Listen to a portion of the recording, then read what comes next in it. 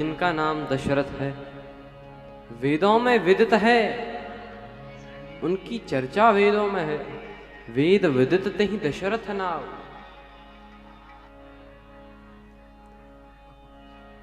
उनके कोई पुत्र नहीं।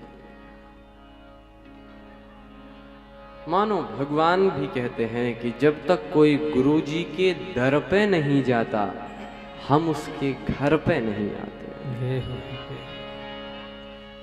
तो गुरुजी के पास गए दशरथ जी। गुरु गृह गयो तुरत महिपाला रे। तुरंत गए, चरणों में प्रणाम किया, करी विनय विशाला।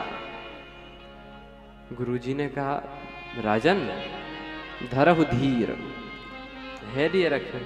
महाराज कब तक? भगवान ने 3 बार सत्य कहा था। सत्य सत्यपन सत्य हमारा। जिसके यहां आना था उसका चौथापन आ गया। तो चलो भगवान को भी 4 रूपों में आना पड़ेगा। धरहु धीर होई हैं सुत चारी। 4 पुत्र होंगे। धैर्य रखें। अब क्या करना है? गुरुजी ने कहा, तुम्हें कुछ नहीं करना, अब जो करना सो हमें करना है। तुरंत श्रृंगी ऋषि को बुलाया। श्रृंगी ऋषि वशिष्ठ बुलावा, पुत्रेष्टि यज्ञ कराया। अग्निदेव खीर का प्रसाद लेकर प्रकट हुए। अब तो ये बड़े प्रसन्न हुए दशरथ जी की, मेरे मनोरथ के कारण आप प्रकट हुए हैं।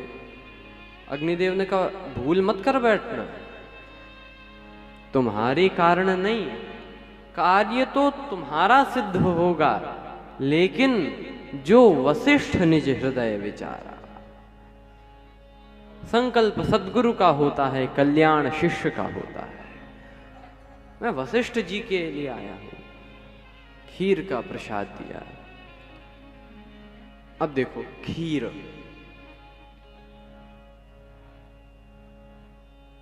खीर बनती कैसे है? तो बहुत आसान है। खीर में डलती 3 चीजें हैं, चावल, दूध और शर्करा, शक्कर। आप देखो ये तीनों चीजें एकदम श्वेत, वाइट,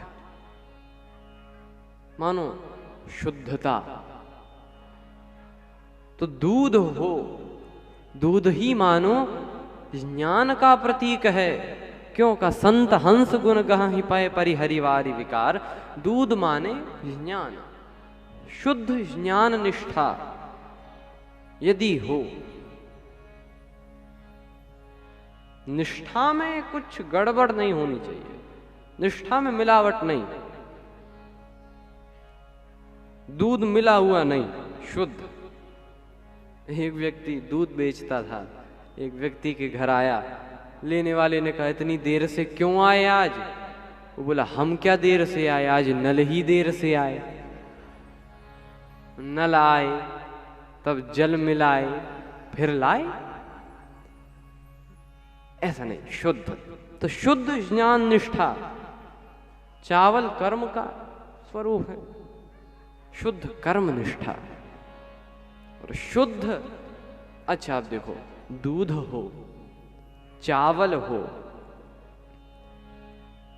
लेकिन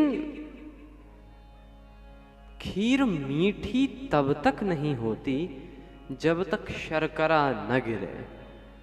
तो ये शर्करा क्या कहा? भगति मधुरता जाहि। शर्करा ही भगवान की भक्ति है। अब शुद्ध ज्ञान निष्ठा, शुद्ध भक्ति निष्ठा, शुद्ध कर्म निष्ठा,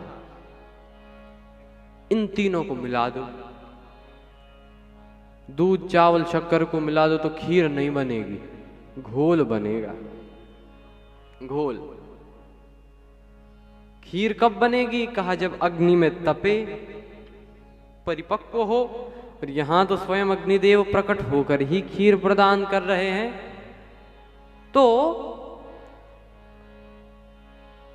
जब कोई व्यक्ति शुद्ध ज्ञान निष्ठा, शुद्ध धर्म निष्ठा, शुद्ध भक्ति निष्ठा, ऐसे तीनों निष्ठाओं से अपना नाता जोड़ता है और इन तीनों निष्ठाओं को तपस्या की अग्नि में तपाकर जो परिपक्व कर लेता है और ऐसे परिपक्व तपापूत निष्ठाओं का जो पान कर लेता है, उसके भीतर से ही भगवान प्रकट हो जाते हैं। भगवान